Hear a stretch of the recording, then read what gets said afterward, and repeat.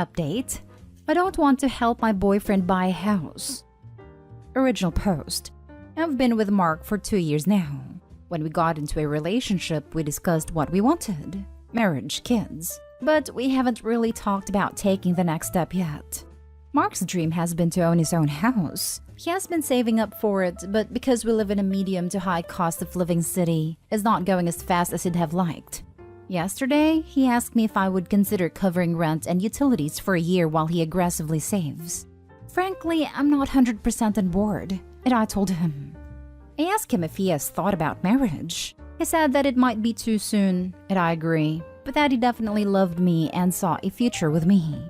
I asked him if the house would completely be his own or if we'd buy it together. I decided it would completely be his own because we aren't married yet, and buying a house together would be risky. I asked him if he'd pay me back his share, and he said eventually. I have inherited a house from my grandmother in a high cost of living city, which I'm currently renting out. I do not want to lose it, and when I inherited it, Mark and I agreed that if we ever head towards marriage, he's fully on board to sign a prenup that ensures he has no claim on it. Here's my problem. Mark has not done anything for my grandma's house. Neither have I. The house was in perfect condition. I rented it out within months of finalizing the inheritance. But he literally has no reason to stake a claim. But by covering rent plus utilities, I will be providing monetary assistance to him, and if we break up, I'd have lost quite a bit of money for seemingly no reason. In a way, I'd feel entitled to a part of his house. Is this a selfish way to think? I love him, but I don't want to assume this risk, especially because our future together is not clear. I asked him if he'd consider moving in with his parents, and I'll find a roommate, temporarily for a year so he could save up the money. This way, I wouldn't have to spend more than I need to. He'd achieve his goal and we can still continue our relationship. But he said I was being incredibly selfish and untrustworthy because it would be our home, just not on paper. That I clearly didn't see a future with him. And now he's not talking to me. A part of me feels like this relationship is doomed. Is there a way to salvage this? Now for the top advice before reading the update. So he wants to buy a house with your money in part, but you don't get to own any of it? That makes no sense. How about you split the rent and you each save the other half so that you have enough money to put a down payment on a house together if you are ever ready to do it? Assuming you still want a relationship with a selfish kind of guy. Oh hell no. That's such a prick thing to ask of you. He sounds like a loser. I'm sorry. Yikes. If you help pay for it, absolutely get your name on it. That seems like a huge red flag and manipulation. Especially him calling you selfish for wanting part of what you're helping to pay for. If he plans on paying you back, then just say you'll take your name off when he pays you back. Simple as that. Yep, dude knows exactly what he's doing here. You're right, he does sound hell of a manipulative. He straight up asked Opie to gift him thousands of dollars while disguising it as you cover for me. How much more does he need to save? A year's worth of rent is what? $12,000? He's going to owe you at least 12 grand and likely wouldn't be able to repay that very quickly considering he couldn't save that unless you covered his rent for a year. 12 grand is also not going to put a very significant dent in any down payment amounts. No offense. Since you already discussed prenups, if you do decide to go through with this agreement, get a lawyer and have them write a contract. State in the contract that you covered X dollars of rent and that is obligated to pay you back, or that you get that equity stake in the property, etc. And now for the update. Thank you to everyone who commented on the post. It made me realize that I was not being unreasonable at all. After a few days, I proposed the following to Mark. I'd front him the money instead of paying for his rent for 12 plus months he needed for the down payment on his house. He'd calculate what percent that money would be of the total cost of the house. The houses he was considering were in the $500,000 range. I would own that percent of the house. Not 50-50 or anything, just the percent I paid for. If he pays me back within a year, without any interest, I'd remove my name from the deed and he'd own his house completely. If he doesn't pay me back within the year, he'd have to pay me whatever my percent was worth a year down the line, if he intended on owning the house fully. Otherwise, I was happy to have a 10% claim on the house forever. So basically, if I fronted him $50,000 for a $500,000 house, I'd own 10%. I would charge him no interest for the first year. However, if he doesn't pay me back, then he'd need to pay me 10% of whatever the house was worth the next year. So if the house is $600,000, he'd owe me $60,000 and so on. To be honest, this isn't that great a deal, because real estate prices are nuts right now and are increasing pretty dramatically. So this is literally worse than taking out a loan.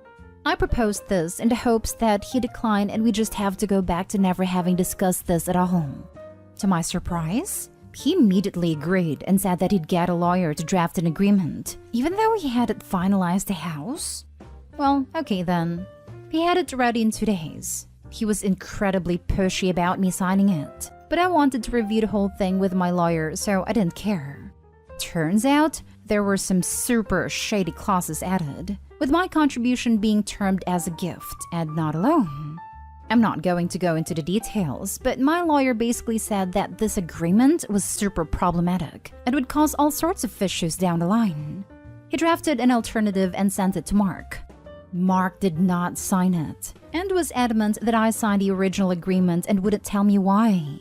He got increasingly angry, became kind of violent, which was the first time that I was very surprised/scared, and called me a witch for not trusting him and for reducing our relationship to a transaction.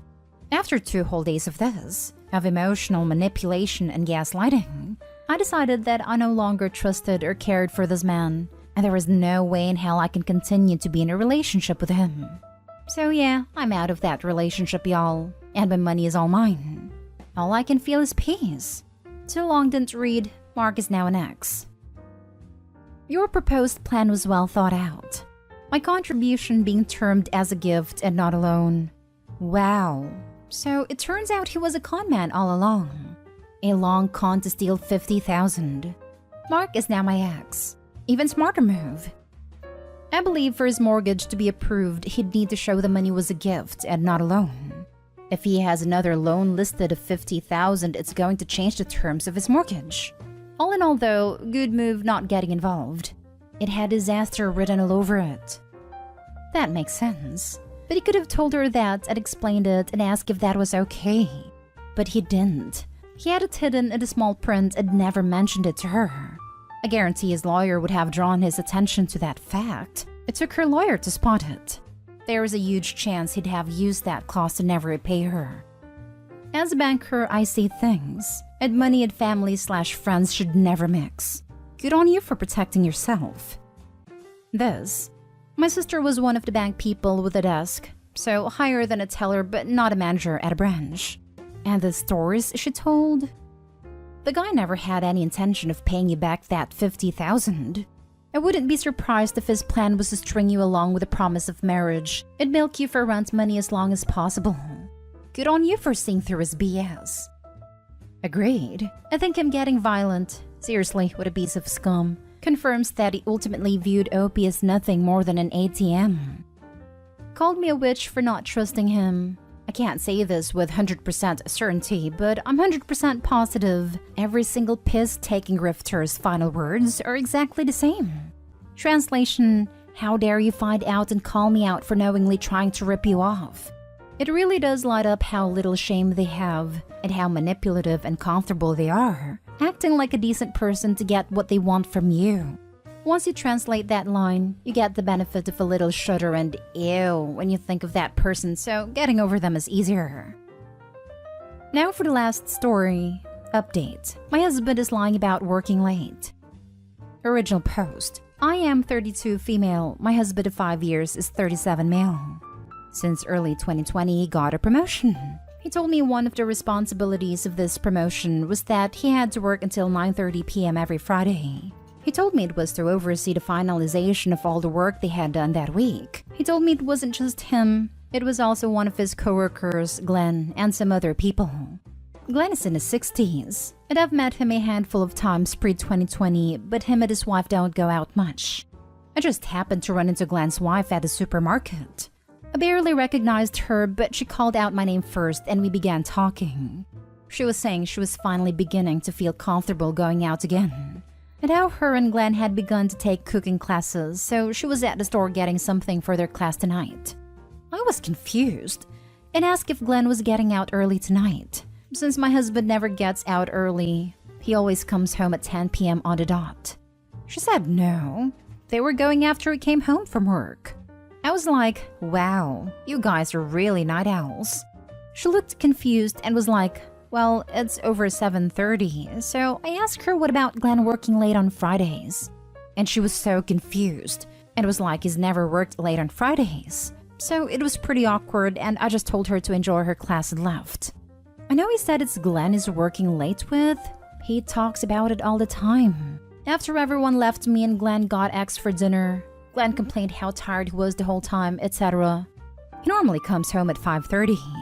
His phone is always off at work, so when I try to call him, it went right to voicemail. His direct office phone just rings, and the actual company line, so I can't reach anyone because it's after hours. I don't know what to do until he gets home. I know I need to confront him, but I'm terrified of what he's going to say. Now for the top advice before reading the update.